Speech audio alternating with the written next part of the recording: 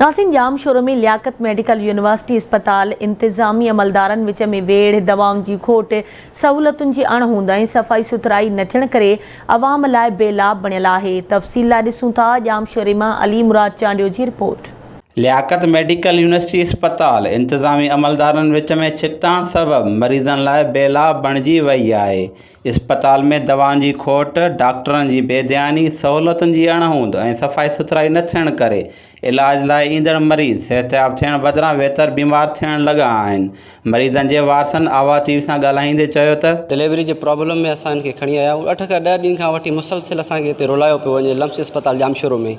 न हितां जो अमलो असां सां कोऑपरेटिव आहे। इवन अगर पेशेंट के एक टैबलेट जी पेनाडोल गोरी की भी ज़रूरत है तो वह भी ॿाहिरां पिया घुराइनि।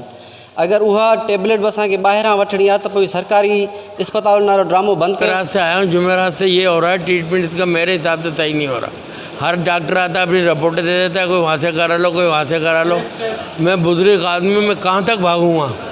यहाँ कोई डिस्पेंसरी नहीं मिला, कोई तवज्जो नहीं मिल रही। छोकरी जो ख़राब है केर भी न तो इलाज करे। ओडे घुमायो इहो 4 वार्ड में घुमायो तो केर भी न तो करे। इन टेस्ट भी सब कुछ साह जो मसलो आ, साह तकलीफ़ आ, पेट आ, बार पेट में आ, खबर ना मरी वियो जीअरो वञे सब चुप करे तव्हां वे असां कमु कंदा। चुप करे वे, चुप करे 3 ॾींहं थियो असांखे चुप करे वेहण। लम्स अस्पताल में मोकल वारन ॾींहंनि लाइ मुक़रर AMS अली असगर सुमरो अस्पताल इंतजामिया पारां ऑफिस बंद करण खां पोइ निकिरणो समय अस्पताल जे गेट आॾो कुर्सियूं रखी कारो वहिंवार हलायो।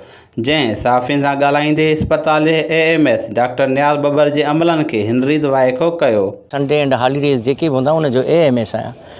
मुंहिंजी ऑफिस जेका AMS जी ऑफिस जनरल जी हूंदी आहे मूंखे उहा ॾिनी वेंदी आहे जॾहिं जॾहिं मुंहिंजी ड्यूटी हूंदी आहे। ऐं उनखां पोइ मां पंहिंजो जेको पूरी हॉस्पिटल जो राउंड कंदो आहियां। नियाज़ बबर आयो आहे, इन त बेड़ो ॿोड़े छॾियो आहे हॉस्पिटल जो ई। डोज़ कोन थो लॻे, रोज़ LP काॾे थी वञे?